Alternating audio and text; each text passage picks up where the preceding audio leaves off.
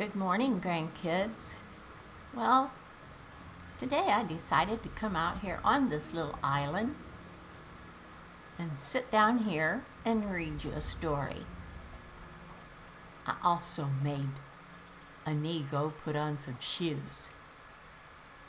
Of course, if he wants to sit down out here with me, he can always take them off and dabble his feet in the water.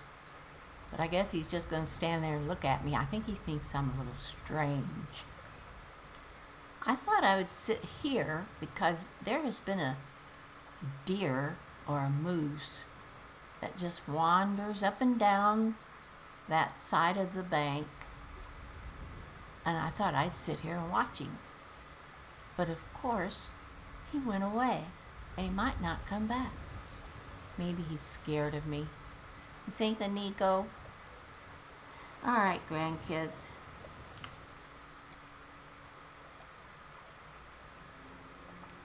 We are going to read today The Beggar Prince, the story of Weedle and his gifts from the Daedric Lord Namira. We look down upon the beggars of the empire. These lost souls are the poor and wretched of the land. Every city has its beggars. Most are so poor they have only the clothes on their backs. They eat the scraps the rest of us throw out. We toss them a coin so that we don't have to think too long about their plight. That kind of sounds like somebody I know called the listener. Imagine my surprise when I heard the tale of the Beggar Prince. I could not imagine what a prince of beggars would be. There is the tale. I think the sunlight is shining dapples across these pages and I can't see them very well. Here is the tale that I heard. It takes place in the First Age, when gods walked like men and Daedra stalked the wilderness with impunity. It is a time before they were all confined to oblivion. There once was a man named Weedle, or maybe it was a woman. The story goes to great lengths to avoid declaring Weedle's gender. Probably because to the story it doesn't really matter. Weedle was the 13th child, of a king in Valenwood. As such, Weedle was in no position to take the throne or even inherit much property or wealth. Weedle had left the palace to find independent fortune and glory. After many days of endless forest roads and tiny villages, Weedle came upon 3 men surrounding a beggar. The beggar was swaddled in rags from head to toe. No portion of the vagabond's body was visible. The men were intent on slaying the beggar. With a cry of rage and indignation, Weedle charged the men with sword drawn. Being simple townfolk, armed only with pitchforks and scythes, they immediately fled from this armored figure with a shining sword. "Many thanks for saving me," wheezed the beggar from beneath the heap of foul rags. Weedle could barely stand the stench. "What is your name, wretch?" Weedle asked. "I am Namira." Unlike the townsfolk, Weedle was well learned. That name meant nothing to them, but to Weedle it was an opportunity. "You are the Daedric Lord?" Weedle exclaimed. "Why did you allow those men to harass you? You could have slain them all with a whisper."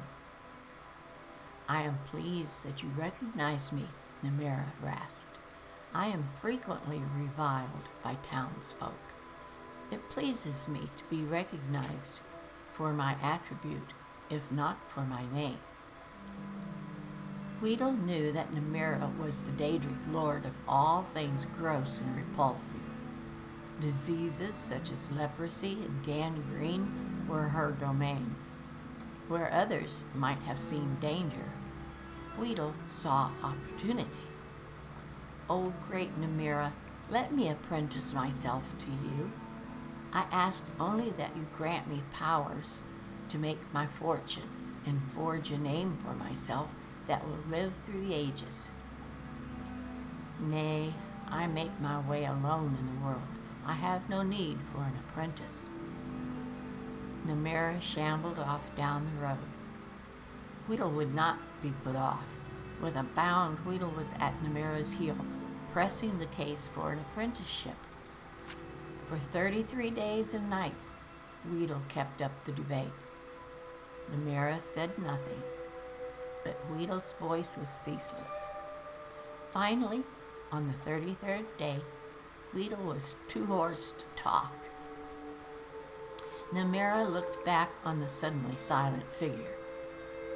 Weedle knelt in the mud at her feet, open hand raised in supplication. It would seem that you have completed your apprenticeship to me after all, Namira declared. I shall grant your request. Weedle was overjoyed. I grant you the power of disease. You may choose to be afflicted with any disease you choose, changing them at will, so long as it has visible symptoms. However, you must always bear at least one disease. I grant you the power of pity. You may evoke pity in anyone that sees you. Finally, I grant you the power of disregard. You may cause others to disregard your presence. Weedle was aghast. These were not boons from which a fortune could be made. They were curses, each awful in its own right, but together they were unthinkable. How am I to make my fortune and forge a name for myself with these terrible gifts? As you begged at my feet for 33 days and 33 nights, so shall you now beg for your fortune in the cities of men. Your name will become legendary among the beggars of Tamriel. The story of Weedle, the prince of beggars, shall be handed down throughout the generations. It was as Namira predicted. Weedle was an irresistible beggar.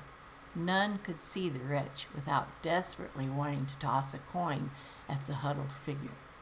However, Weedle discovered that the power of disregard gave great access to the secrets of the realms. People unknowingly said important things where Weedle could hear them. Weedle grew to know the comings and goings of every citizen in the city.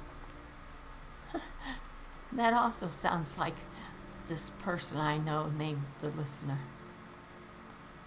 To this day, it is said that if you really want to know something, go ask the beggars. They have eyes and ears throughout the cities.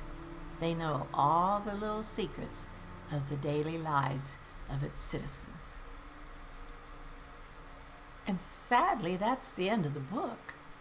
But we have to assume that because of these terrible gifts she bestowed upon him, he did become well known. But he also probably became pretty wealthy with all the money that was tossed to him. And by learning all these secrets that he learned, he probably had a thriving business as a blackmailer. So that's the end of our story today. I haven't seen that deer come by again. I guess we scared him off, Inigo. So, grandkids, I will see you again another day. I don't know where we'll go the next time to read, but somewhere. Look, it looks like my hand is sticking through my dress. Oh well, never mind. I look like a poor beggar sitting here myself. All right, Inigo, we probably better get back to the house and start cooking some dinner. We had a picnic while we was out here, boys and girls. I was gonna bring enough for all of you too, but I forgot.